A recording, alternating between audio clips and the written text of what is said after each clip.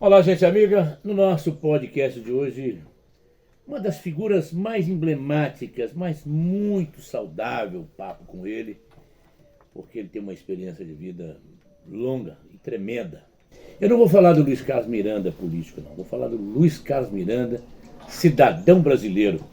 Homem que é conhecido em arrebanhar multidões porque foi presidente dos principais sindicatos do Brasil, principalmente nas regiões metalúrgicas, e tem uma importância muito grande no complexo da Uzi Minas. Mas aí é o seguinte, o papo aqui é tão grande que não dá para a gente esmiuçar hoje aqui, somente nesse podcast. A gente vai, evidentemente, vamos ter outras conversas. Mas ele é o cara, Luiz Carlos Miranda. E aí, eu falo do Luiz Carlos Miranda, cidadão brasileiro? Eu acho que sim, eu acho que a vida, ela tem nos demonstrado alguns caminhos que nos enchem de orgulho. Alguns momentos de tristeza, mas na grande maioria, a história que se foi construída, desde o nascimento em Governador Valadares, passando por Engenheiro Caldas, até chegar em Patinga, é uma história, eu acho que vale a pena ser questionada, comentada, porque é um operário, um retirante que, graças a Deus, consegui levar o mundo, praticamente ao mundo todo, um pouco dessa experiência deste mineiro valadarense. Essa propriedade aqui, ela surgiu na sua vida num período que você estava muito enraizado, uma série de eventos, coordenações, e isso aqui serviu na época para tirar o seu estresse, porque isso aqui é gostoso demais. Essa propriedade foi adquirida nas épocas anteriores, há 70, 80 anos, pelos meus tios, irmãos da minha avó. E em 93 eu consegui, numa oportunidade, adquirir isso aqui de um empresário de Governador Valadares. E aqui normalmente, além de outros lugares também, é um lugar que eu gosto de vir para poder relaxar, fazer reflexões do comportamento de vida, principalmente da minha conduta como homem público, como responsável por milhares e milhares de homens e mulheres sedentos de sucesso, sedentos de sonhos. Então eu acho que isso aqui é um lugar prazeroso demais. E convido os meus amigos que a hora que quiserem se descansar um pouco, pode vir para aqui, para a propriedade, para o rancho Rosa Miranda. Ô Luiz, veja bem, se a gente fosse falar aqui, assim, você vê que normalmente, quando a gente não conhece a trajetória de uma pessoa, você traça o perfil dele, você conversa com ele, vai pesquisar sobre a vida. Mas a sua vida, eu acompanho há quase 30 anos, sua vida pública. E eu sei que os trabalhos no meio foram muito pesados. Em compensação, você pôde se posicionar de tal maneira, que você ganhou assim mais simpatia desse povo do que antipatia. Quer dizer, antipatia de poucos e simpatia de muitos. E é mais ou menos por aí, né? Os meus pais, principalmente minha mãe, meus tios, meus avós, que fizeram parte da minha criação, eles me ensinaram uma coisa que me moldou para a vida. Eles me ensinaram que a humildade e a concessão, o gesto, fala tudo e fala muito. E é o que eu aprendi a fazer. Então eu aprendi a fazer, sempre ter bons gestos, sempre respeitar os valores, sempre cuidar da família. Então isso aí me ajudou muito. Foi um aprendizado que eu acho que é incorrigível. Agora, como é que é o perfil? Eu falei que não ia falar da política, mas é inevitável a gente tocar um outro assunto da política para poder e até apimentar mais a nossa conversa. Como é que é o perfil do político atual? Se é que você pode traçar esse perfil aí. Infelizmente, eu acho que deve ter um novo modelo de educação no Brasil. Agora você me falou um negócio ali em off, legal, bacana mesmo. Você se preocupa com a educação, né? Essa é a primeira coisa fundamental. Eu, se algum dia fosse um homem executivo, a minha cidade, o meu estado, o meu país teria educação tempo integral. Eu falo para você isso, sabe o que é? Me encheu o coração. Além do jornalismo, eu sou mestre em educação. Mas assim, e vejo muito pouco sendo falado, tem demais. Falado tem demais. Mas vejo os professores se contorcendo. Minha esposa é jornalista e professora. E ela, o dinheiro que ela ganha, mal dá para ela, inclusive, se ela tiver que ir de ônibus, embora cobram lá a condução, mas não pagam para ela isso também. É todo investido, porque existem coisas que o governo não paga, que não há, é o professor que tem que investir. Então, se a educação ainda está, mais ou menos, pelo amor de Deus, é porque o professor está lá por amor àquilo que ele faz, que ele pratica. Mas quando é que vão se voltar para uma educação mais latente no Brasil, Luiz? Professor é um patriota abençoado. Com o apoio que ele tem, com a remuneração que é dado a ele, para poder cuidar, cada professor, em média, de 30 crianças, que são o futuro, as gerações futuras deste país, eu acho uma falta de respeito dos governantes brasileiros. Falta de respeito. Então é preciso mudar. É preciso mudar. Eu acho que nós estamos... Essa nova sociedade está aí, ela tem que se organizar mais. Apesar que eu estou muito descrente, porque o que vem acontecendo com o Brasil, com os trabalhadores... Eu, quando comecei a minha vida política na Uzi Minas, na década de 70, os trabalhadores trabalhavam 58 horas semanais, sem folga, sem descanso. Os trabalhadores hoje trabalham 40 horas semanais. Foi fruto da nossa luta. Os trabalhadores comiam marmitex nas áreas todas poluídas, poeira, pó, temperatura, zoeira. Hoje os trabalhadores na Uzi Minas, hoje, graças a um trabalho que nós fizemos, os trabalhadores hoje todos têm restaurantes, tem às vezes música, às vezes tem televisão, um ar-condicionado, para dar dignidade aos trabalhadores. Os trabalhadores antes, quando eu fui para Uzi Minas, eu cheguei na Uzi Minas na carroceria de caminhão.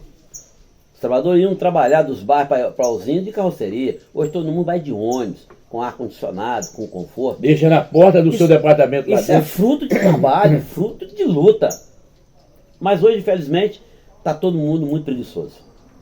Ninguém quer fazer de nada, o governo toma a decisão que quiser tomar, o patrão toma a decisão que quiser tomar, e está tudo bem. Tem governador que fala que é bom gerar emprego no Jequitinhonha, porque uma empregada doméstica ganha R$400, que é uma humilhação. É preciso, quanto mais nós pensarmos em distribuição de renda do Brasil. Distribuição de renda é dar bom salário para os trabalhadores, porque ele põe o dinheiro na sociedade para gerar a sociedade. E tem um fato aí interessante que aconteceu recentemente.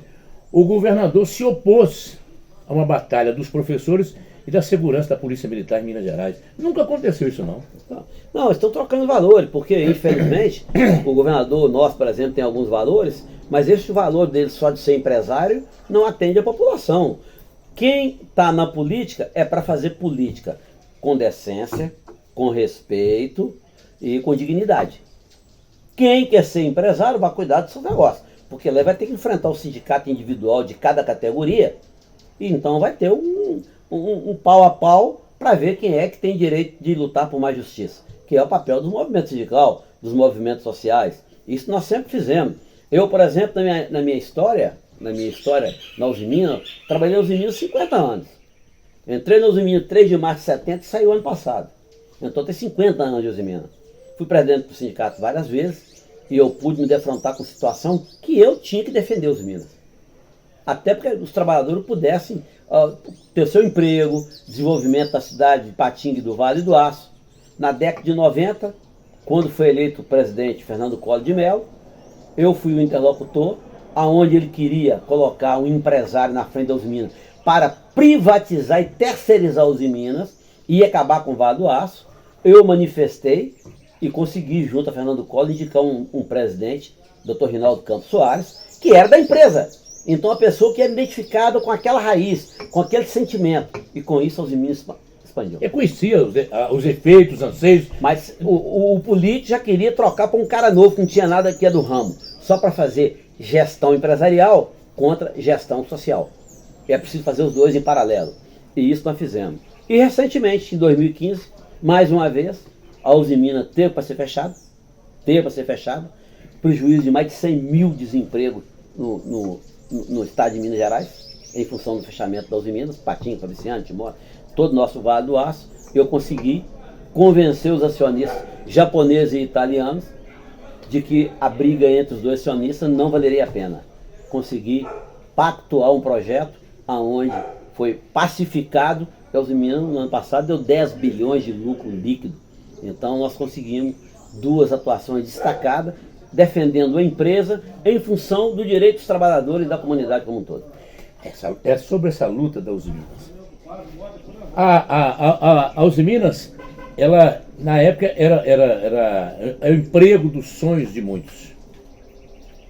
Era o emprego dos sonhos. Hoje a Usiminas tem quantos funcionários hoje na Filadélfia?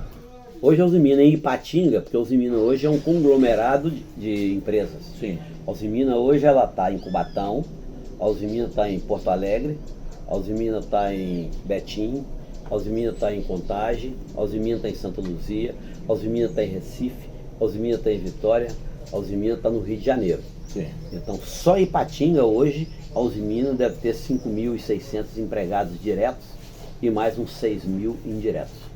Só em Ipatinga. Então em torno aí de uns 12 mil funcionários em Ipatinga hoje. Imagina se uma indústria dessa com esse potencial todo, que aliás, além de ter esse potencial todo de gerar emprego como fonte de renda para a sociedade como um todo, é também a marca do Brasil que vai lá para fora, né? Sim, a Usiminas é uma empresa hoje internacionalizada.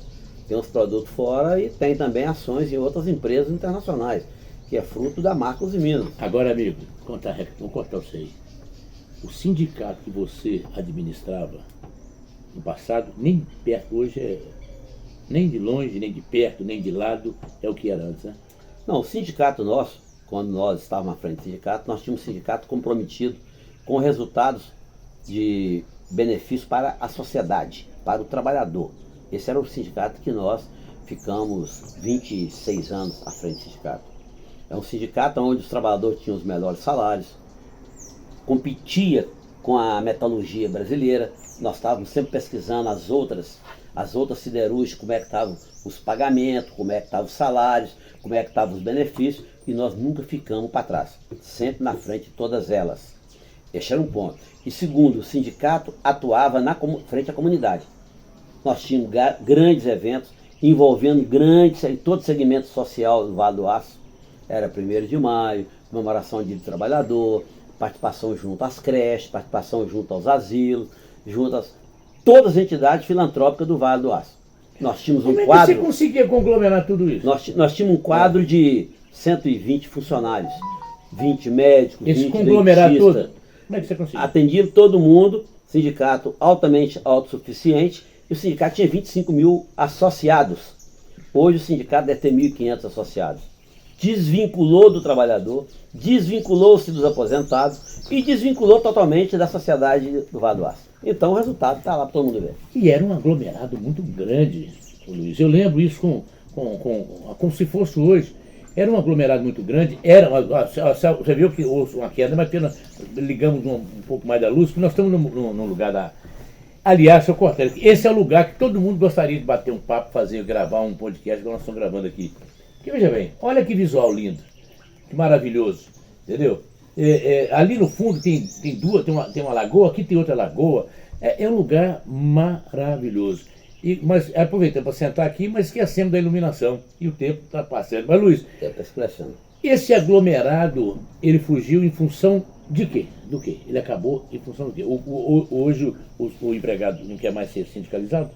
Ele não quer porque não tem atrativo, não tem credibilidade, quem está à frente da entidade, olha só interesses mesquinhos, pessoais, é um pessoal que muito ligado a São Paulo, enquanto nós tínhamos uma ligação muito próxima. O nosso umbigo estava ligado diretamente a Ipatinga, ao Vale do Aço, às raízes, as pessoas que deixaram o seu interior, como nós estamos aqui em Engenheiro Caldas, e foram morar em Ipatinga. Mas a raiz está aí. Então o momento é este, é a raiz. Você nunca quis ser candidato a prefeito de Engenheiro Caldas, por exemplo? Onde nós estamos no município aqui? Seria um orgulho e um prazer ser prefeito da cidade em que eu amo. Mas ainda não, porque eu tenho um compromisso nacional com Solidariedade, que é o meu partido. Eu tenho um compromisso nacional com o movimento social e com o movimento sindical, que me afastaria um pouco dessas minhas atividades. Mas quem sabe um dia.